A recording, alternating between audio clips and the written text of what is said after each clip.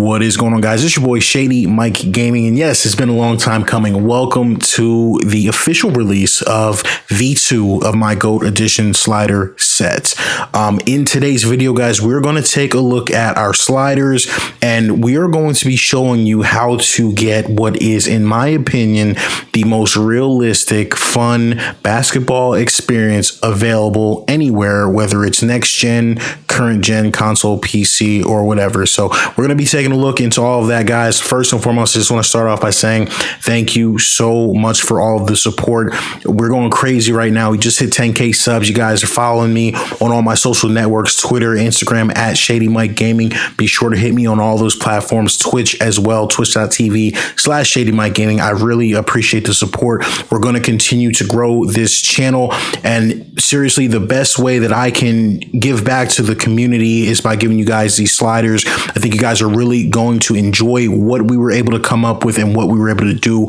A lot of time, a lot of hours have come into getting this set ready. I think you guys are really going to be enjoy what we came up with. Now, guys, like always, the sliders are going to be in the description. They are also going to be on PC2K Share under hashtag Shady. If you're on one of the consoles, you'll need to type them in manually, but it's no big deal. We were doing that for years anyway. Now, guys, I do ask, there is so much that we need to go over in this video for me to explain how to set up this slider set, some non-negotiables in terms of the set, an introduction to the set.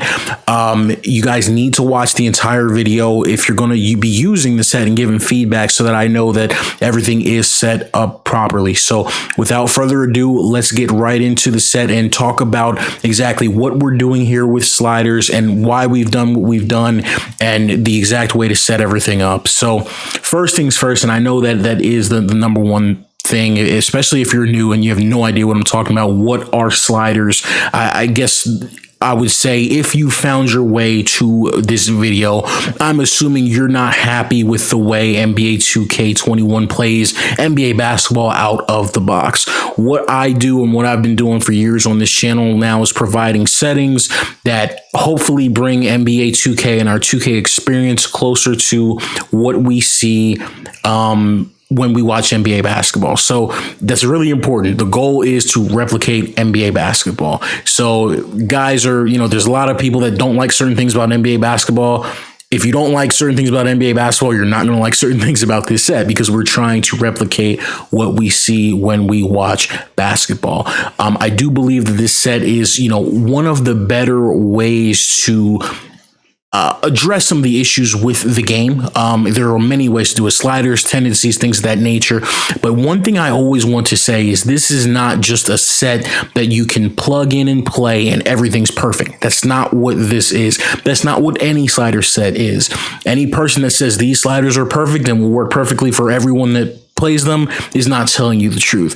This is a guideline and kind of a baseline of exactly what I use to achieve realistic gameplay. But however, you're probably going to have to do some things differently on your end. I'm going to take you guys through first the non-negotiables of the set, the things that you have to do in the set, and then we will obviously go and talk about some optional things and some differences between V1 and V2. So let's go ahead and hop right into the sliders, and you take a look at exactly the first and foremost, the first thing you need to do when you get into the game to set the sliders up. All right, guys, so we're going to go ahead and take a look at some of the settings. First things first, you guys will notice I have a lot more options and settings than you guys may have. That's okay. It's because I'm using mods. Don't worry, we're not using any features that require mods. So these are strict 2K settings. The first thing you're going to want to do with this slider set is go into your controller settings, go to shot timing, switch it to real player percentage, real shooting percentage, turn shot aiming off, go to free throw timing, real player shooting percentage, and turn free throw aiming off. The number one thing about this set is this is a real player shooting percentage set. This set is not optimized for shot stick timing. Now, I'm not saying you can't use shot stick timing. What I'm saying is that you cannot use shot stick timing without making adjustments on your end, which you will will have to make. Now, I get the question all the time, so we're going to knock this out right now. Why do you use real shooting percentage and not the shot stick? It's very simple, because it's the most realistic way to play.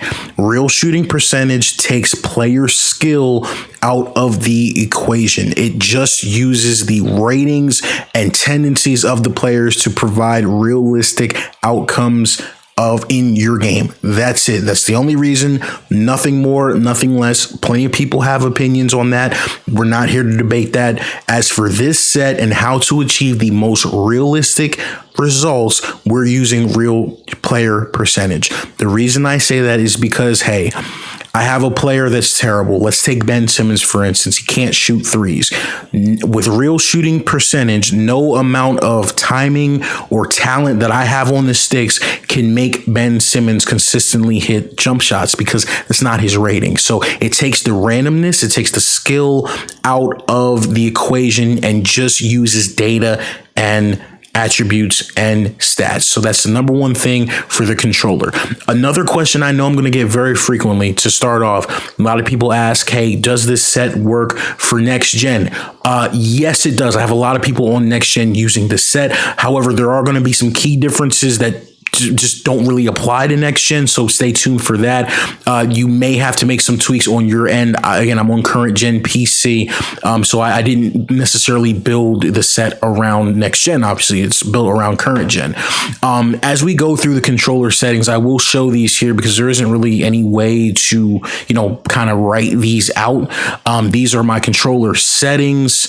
I have defensive assist at 100. I guess that's the first thing I should start on. Again, this set is not about skill. It's about getting realistic outcomes of games. I do not play user defense on ball ever. One thing about this set is you do not want to ever be guarding the person with the basketball. Probably like, well, why? It takes the fun out of the game. Not really. The reason we don't guard the ball is simply because the user in NBA 2K21 is unable to access a lot of animations that CPU controlled defenders can access to play proper defense. So anytime they throw the ball to my man, if you watch my gameplay on Twitch, you'll notice I switch off and guard an off-ball defender. Same thing if they're driving to the rim. To get the best rim protection and defense and animations and interactions, we play off-ball defense. That is a non-negotiable for this set. Now, I do have some passing sliders here. I did not come up with these, and I do apologize. I don't know where they came from, but somebody sent these to me, and they make the game play a lot better just in terms of your passes being, not going to the wrong guy, because I was having that issue on stream. Someone sent me these sliders, whoever that was. Thank you so much. I really appreciate you. So those are our controller settings. Go ahead and add those in. We are going to now switch over to our gameplay settings. And again, like I said, I'm going to have a lot of options that you guys don't have. But the first things first, when you go to enter the sliders, you want to change the game difficulty to Hall of Fame. Put it on Hall of Fame, and then we go and do our tweaks from there. Obviously, if you're putting the sliders in manually, if you're just downloading them off of 2K Share, it's whatever. For me personally, I know you see it in the menu. I do have fatigue off. That is a personal preference. I usually have it on. Obviously, fatigue and injuries, I was just doing testing. I do play with fatigue on.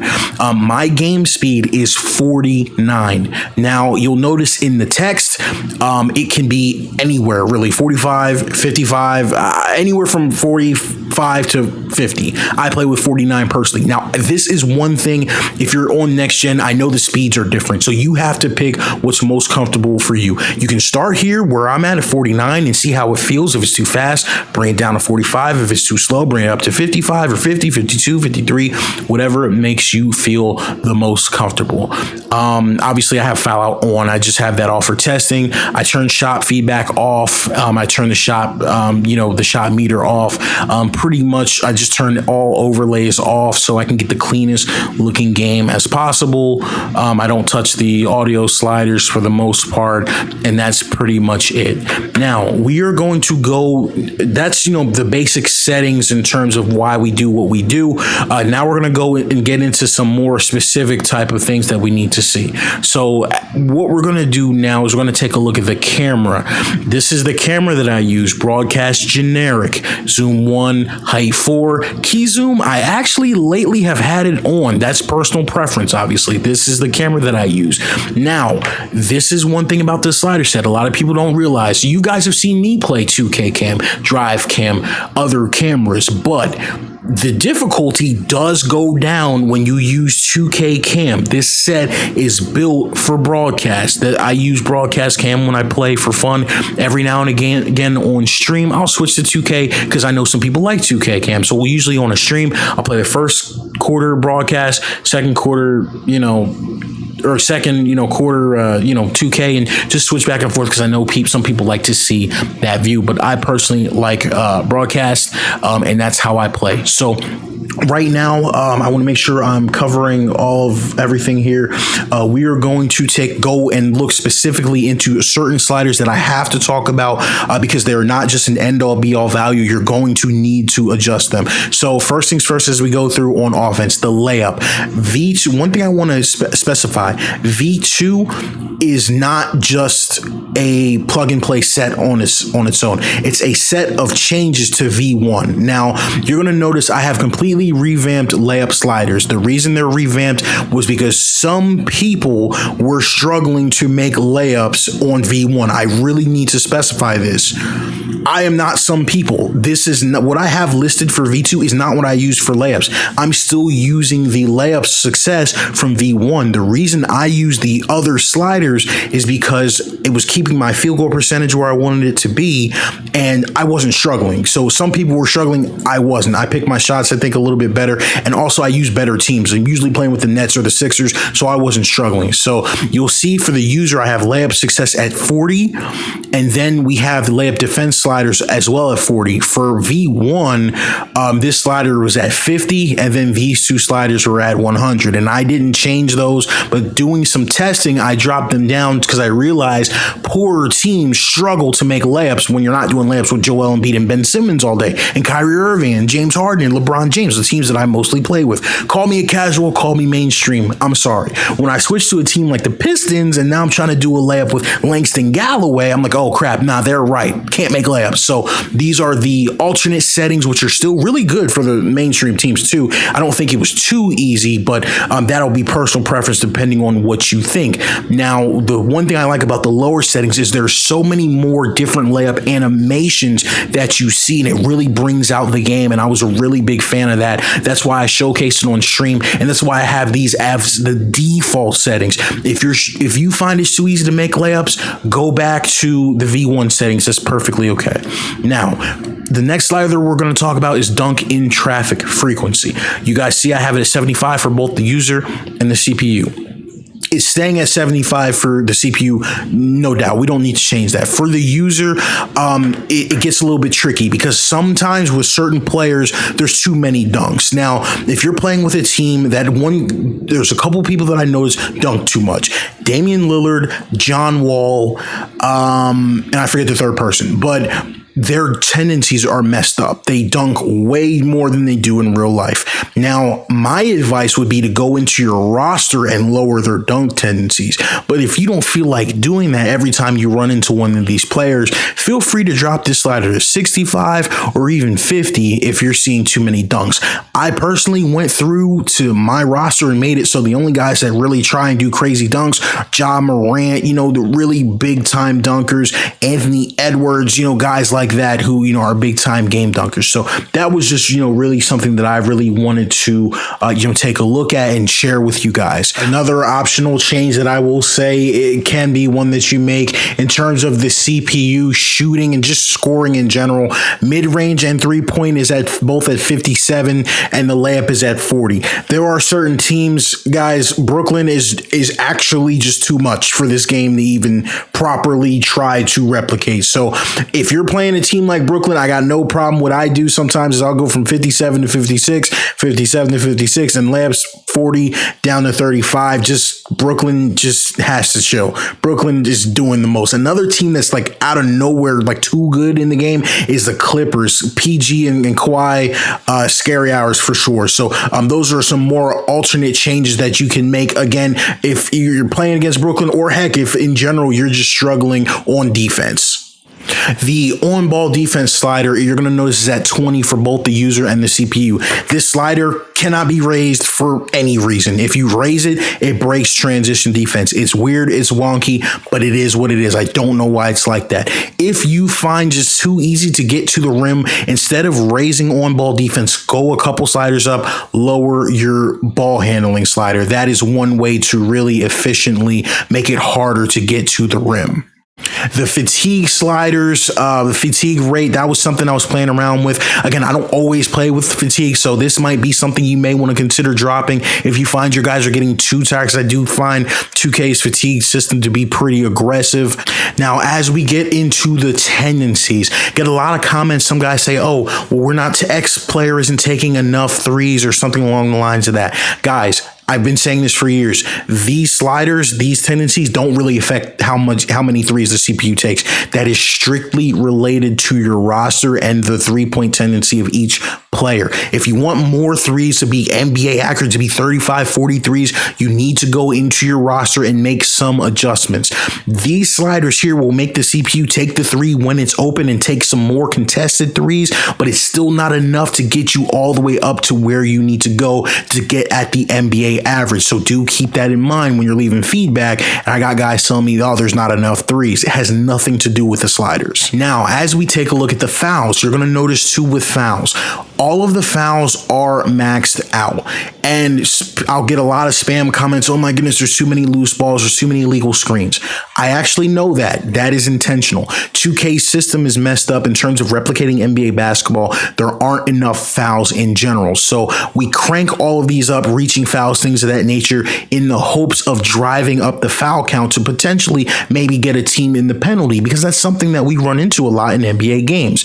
That's just my way of doing it. It's personal preference. If you think there's too many fouls, feel free to lower whichever one you feel most comfortable with. The only two that actually really affect your gameplay is the shooting foul slider, which for the user is maxed, and for the CPU it's at 60.